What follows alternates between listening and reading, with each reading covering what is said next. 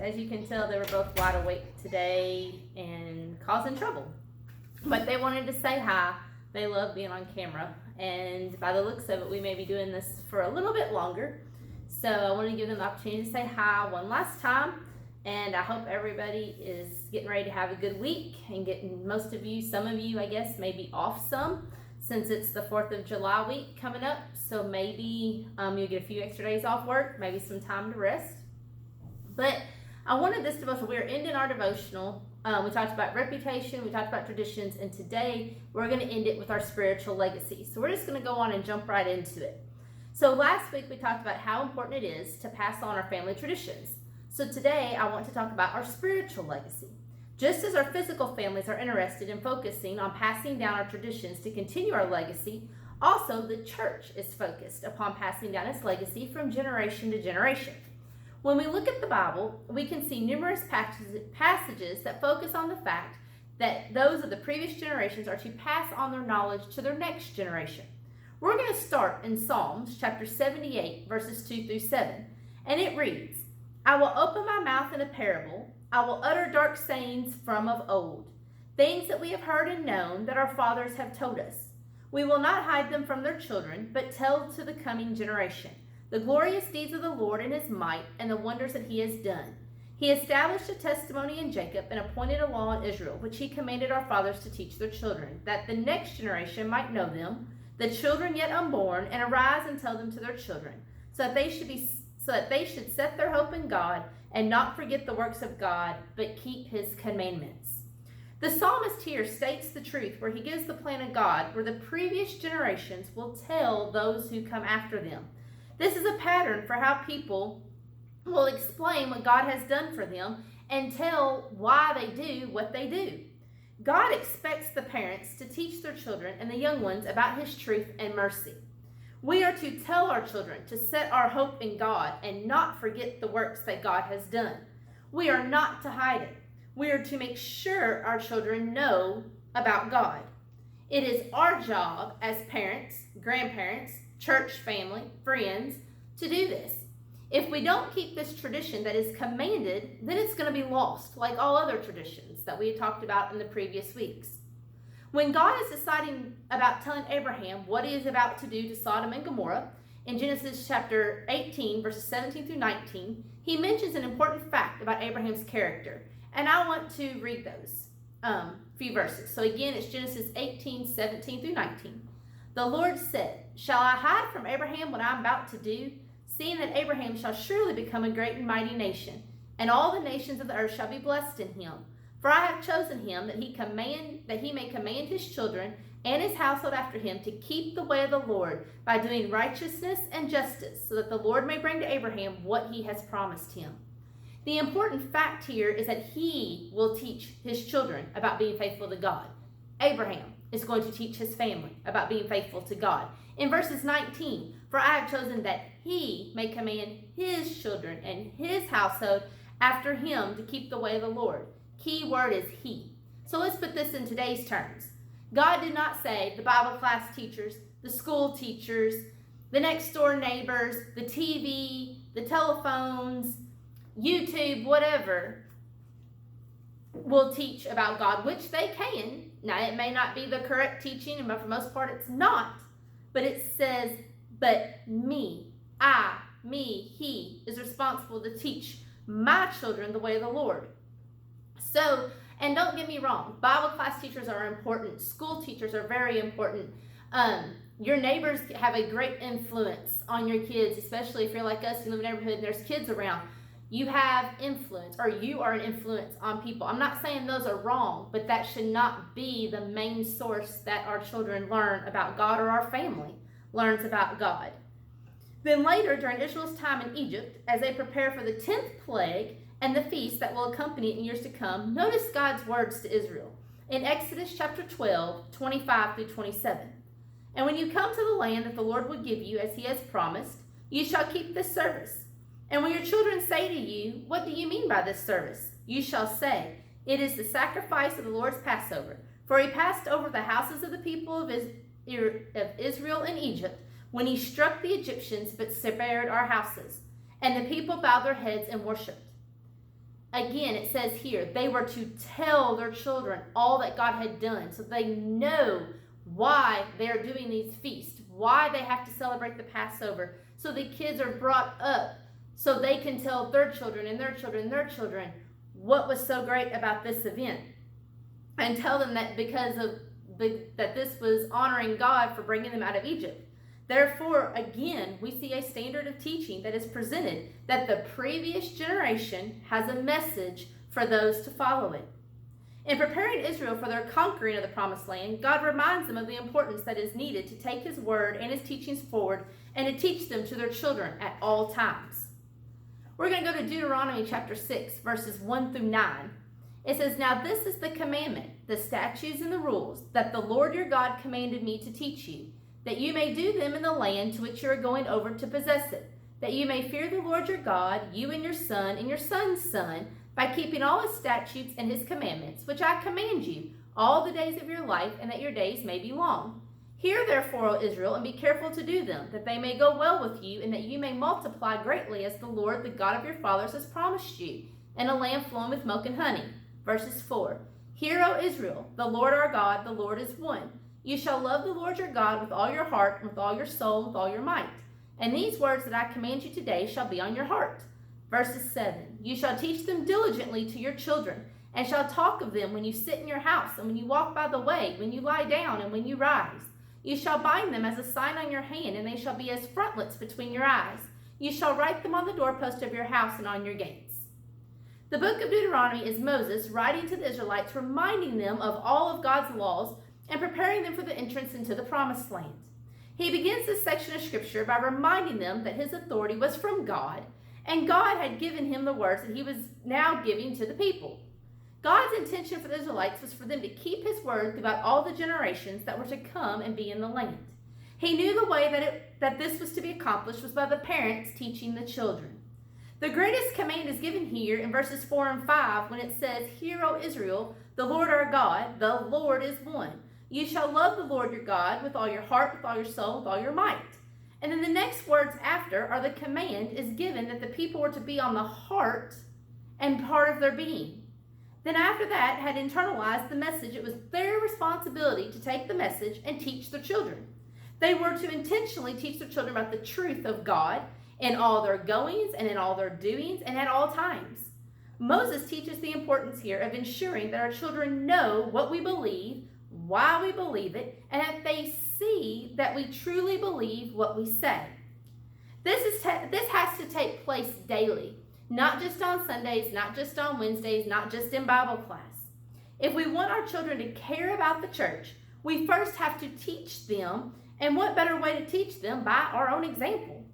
If we only go to church once a month, or only on Easter, or only on Christmas, or on New Year's, we never come to an activity, we never show up to a Bible story, we only come to worship, we never come to Bible class, we never try to teach our children, how can we expect them to realize that church is important when, we'll just go when we have nothing else to do?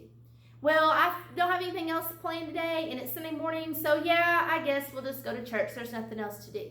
How can we expect our children to think that church is important and put God first if we don't even do it? And again, it all starts with us. What is important to us always shows in every aspect of our lives. Are we showing that God's word is important to us in our daily lives? The New Testament will continue to teach the same idea.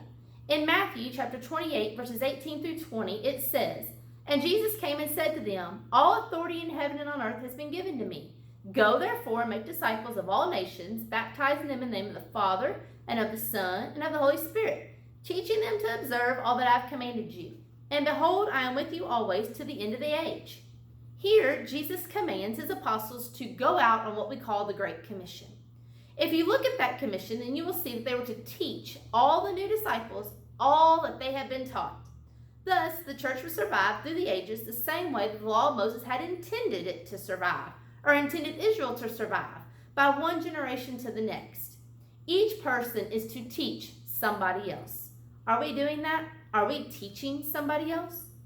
In Paul's writing to the church in Thessalonica, he describes the teachings that he had handed down to them as traditions. In 2 Thessalonians chapter 2, verses 15, it says, "Stand firm and hold to the traditions that we taught you."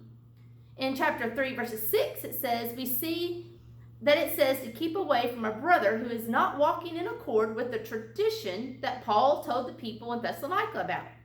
This still pertains to today in the Lord's church. We have so many churches that do whatever makes them feel good and does not do what the Lord commands in the Bible. Paul tells us here to watch out for that. We are to stay away from these people and hold fast to what we have been taught. I have 2 small children, as most of you all know, and I'll be honest, I have my work cut out for me. Right now, they love going to church.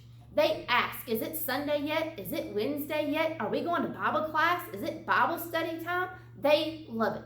Now, can I say it's something Matt and I have done? No. We don't drill it into them. We don't have Bible study every day at our house. We don't walk around with our Bibles in our hands. When you walk into our house, I'll be honest, you're not going to see an open Bible on the table. There is one in the bedroom. That's where ours stays. Each child has one in their bedrooms. But is it open in plain sight? No. So we are not hounding that into them. Not saying that that's wrong. We have been into several people's houses that have open Bibles, and I think nothing of it. I think it's a good sign. It's kind of refreshing to me.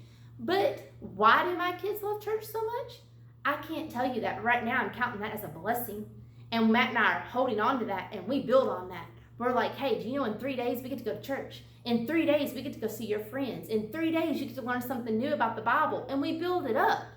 And usually we talk about that, especially like on Sunday night, or Saturday night, we're preparing the clothes. So I have less to do on Sunday morning. And Elizabeth always comes in and asks, Mom, what are you doing? Well, I'm getting ready for church. So it makes the ease of getting out the door a little bit easier on Sunday mornings.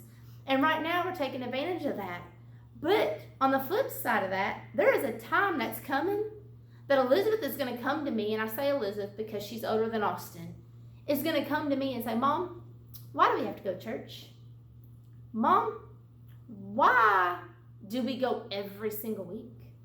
Why do we take communion every Sunday?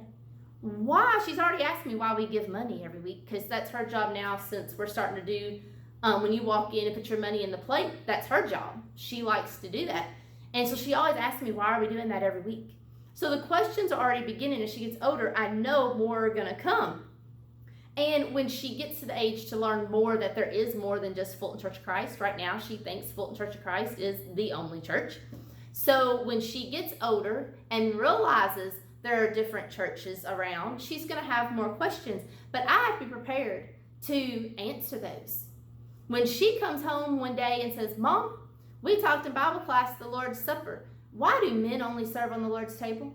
Why is Daddy, and I still get this question, why is Daddy the only one that gets up there and talks? Why is it only guys that get up there and read the Bible? Why is Mr. Jim the only one who leads a song? Why can't I lead a song? I like to sing. I have to be prepared to answer those questions, answer them in the biblically correct way. And so I think this is what Paul is getting at by teaching. It's our tradition, like we talked about last week. The men serve. It is commanded. The men are to lead the worship service. So I have to be able to show her in the Bible, and she's learning from Matt. Now, she doesn't see me get up there and lead singing. She never will. But she's learning by example. She already notices that Matt's doing stuff that Mommy's not doing, or the kids aren't doing, because certain people have certain roles, and I have to be prepared to answer those questions. And I want to answer them correctly so that when she grows up, she not only can teach Austin, but she can teach her kids and hopefully her grandkids one day. And we need to keep, if you will, the tradition going. We even see the acceptance of Timothy's faith that is based upon the teachings that he received from his mother Eunice and grandmother Lois. They had taught him and made him be acquainted with the scriptures. We see this in 2 Timothy chapter 1, verses 5, and in chapter 3, verses 14 through 15. We can see the importance of passing down teachings from one person, generation to the next. As Christians, we have a calling to ensure that we pass down what we have learned to those around us. Without Christians passing our teachings down from person to person, then the church will be led down the wrong path, and it will cause, as it has in times past, people to veer from the truth. Throughout history, we have seen times when people left the true faith and went astray because those who have been teaching have followed the false teachings of others and of those who have come before them. We have to make sure our children and grandchildren know what is right and what is wrong. Therefore, it is vital that we strive to continue to pass the faith from generation to generation. Are we doing that in our own household? Are we doing that to our spouses? Are we doing that to our neighbors, our friends, our grandchildren, neighborhood kids, whoever we come in contact with? Are we passing down the correct church traditions or church doings, the church rules, I guess? So in conclusion, I once again want us to think of the word tradition and think of it as being passed down. What kind of spiritual legacy are we preserving? Are we passing down? Not only for our family, but for our church family, for our community. Are we passing down the spiritual traditions as we are commanded in the Bible? Are we leaving a legacy in our Christian life that is worth preserving? I want to thank you all for listening, especially these last 3 weeks, the continuation of it. And hopefully you all have enjoyed it. Next week, I'm trying to work on something more geared towards, since everybody's mind's going to be on July the 4th, I'm kind of gearing it more towards something to do with our Independence Day. I haven't really quite got it all figured out, but that is where we're going to go next week. So I hope you all have a great week, and thank you again for listening. See you next week.